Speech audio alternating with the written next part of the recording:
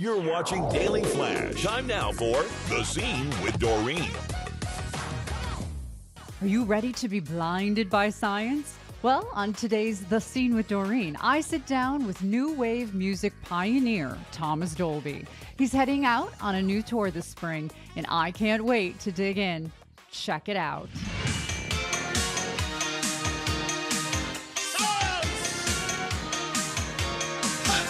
I'm going to jump right in. Okay, young boy, London. Is it true you found your first synthesizer in a dumpster? Yes. There was a big strike in the late 70s, and the garbage wasn't being picked up, and you could get the most amazing things in dumpsters at the time. There was a little synthesizer store in South London that made the EMS synth. And I was fishing through the dumpster outside there, I think in their alleyway, and I found the circuit board to a synthesizer, and I took it home and soldered it together and got it working. Okay, you're a young boy. You're working as a grocer part-time. You're trying to, navigate just being a teenager. Where did this knowledge of technology come from? Because it wasn't really readily available in the 70s. Well, there was a magazine called Popular Electronics that had circuit boards in it. And, I used to pick that up and read it avidly.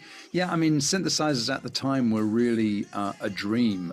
They were owned by rich rock stars or university experimental music departments or recording studios. They weren't really available to people on the streets, so this was really thrilling to be able to get my hands on one.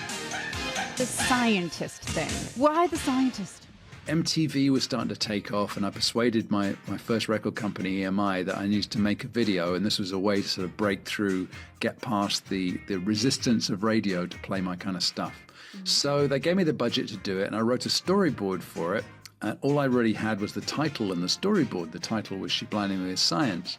And I thought, okay, well, if I were to hire a bona fide scientist for the video, then it would make me look cool, and I could have the accoutrements of a sort of chic trench coat and a vintage motorcycle and sidecar and a hot Japanese assistant.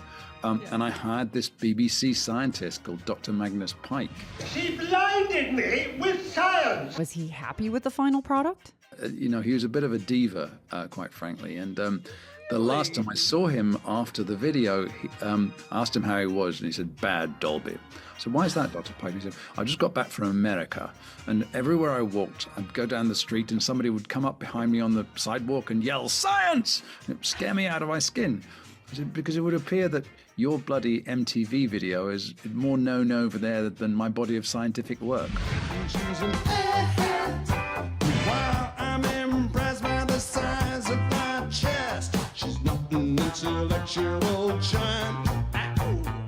So you're going to be heading out on tour this spring, and it's really exciting that you're going to be blending all of these songs and stories and musical memories from the 80s. I think for a lot of people that lived through the 80s and younger people that have gone back there and sort of discovered the treasure trove of music that happened in the 80s, it's just an amazing sort of voyage and very personal, very authentic. This is not a tribute band. This is somebody that was actually there and experiencing all of those things firsthand. And what's old is new again. It's nice that it's all come around, and I never split up and got back together. But I am the only surviving member of the original Thomas Dolby, so there's a certain authenticity when you come and see my shows. ThomasDolby.com. Explore all of his music. Check out upcoming tour dates for his spring 2026 tour, and just stay connected to the wonderful and talented Thomas Dolby. It's great to be here, Doreen. Thank you so much. And if you want to hear more of our incredibly scientific conversation, visit here. I'm Doreen Taylor with The Scene with Doreen here at the Daily Flash each week. See you next time.